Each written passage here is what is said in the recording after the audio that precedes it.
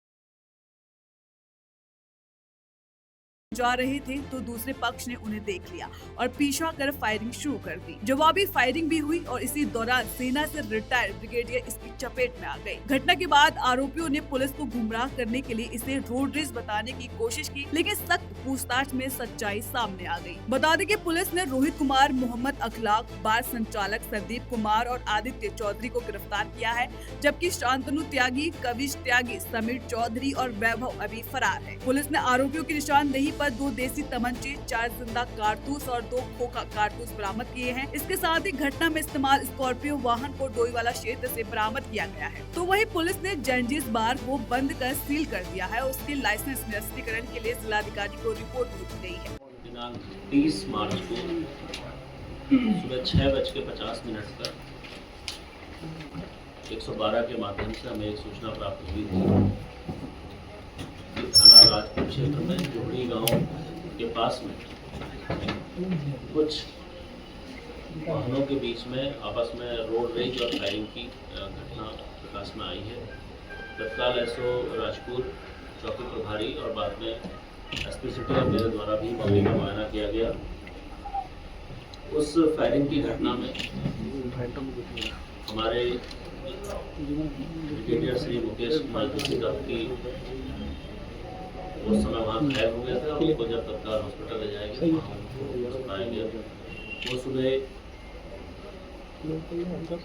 Morning walk पर निकले थे अपने साथियों के सामने, और इस बीच ये 2 गाड़ियों में सवार जो युवक हैं एक दूसरे पर फायरिंग करते हुए और रोड रेज के तहत पीछे से आए और उसी फायरिंग में उसी चपेट में आके उनकी मृत्यु हुई। तत्काल सभी पहलुओं को ध्यान में रखते हुए विभिन्न टीमों के माध्यम से घटना की विवेचना, घटना के पीछे के कारणों को जब हम लोगों ने जांचा, पहले जो ये फॉर्च्यूनर सवार जो साथी थे, जो लोग थे जो फॉर्च्यूनर में बैठे थे, इन लोगों से पूछताछ की गई तो उनके द्वारा एक जो बात हमें बताई गई उसमें काफ़ी संदिग्धता हमको लगी थी।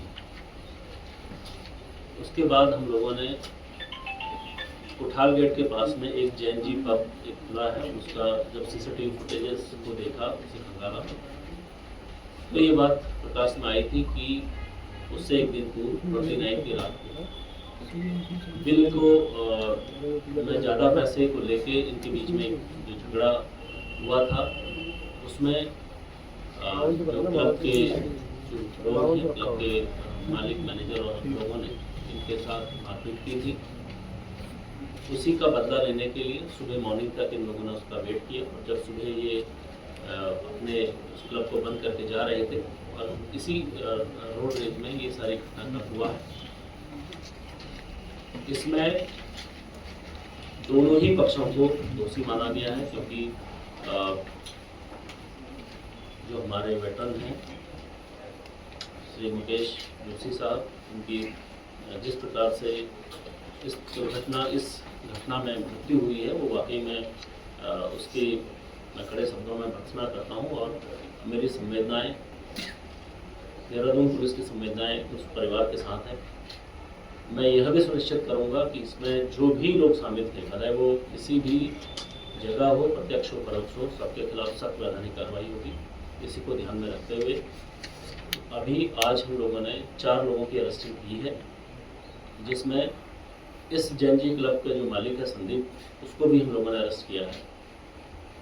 साथ में जो अभियुक्त हैं और दूसरा जो पक्ष है उसमें एक व्यक्ति आदित्य चौधरी, उसको भी अरेस्ट किया गया है। उसके जो साथी हैं, अभी 3 उसके साथी हैं, उनके फरार चल रहे हैं 4, उस पर भी हम जल्दी ही पकड़ लेंगे। उनके फोटो हम लोगों के द्वारा जारी किए गए हैं और उनके खिलाफ भी सख्त वैधानिक कार्रवाई की जाएगी। इन सभी अभियुक्तों से इनके पास जो असलहे थे वो बरामद किए गए हैं। दोनों ही गाड़ियां जो रोडरेज में थी, एक जो दुर्घटनाग्रस्त हुई थी और दूसरी गाड़ी जो घटना करके भागी थी, दोनों ही पुलिस के कब्जे में है, दोनों ही पुलिस ने अपने कब्जे में लिया है। इस तरह 2 गुटों की आपसी विवाद ने हिंसक रूप ले लिया, जिसका परिणाम एक निर्दोष बुजुर्ग जो कि सेना से रिटायर्ड थे, उन्हें अपनी जान देकर चुकानी पड़ी। फिलहाल पुलिस फरार आरोपियों की तलाश में जुटी है और पूरे मामले में आगे की कार्रवाई की जा रही है।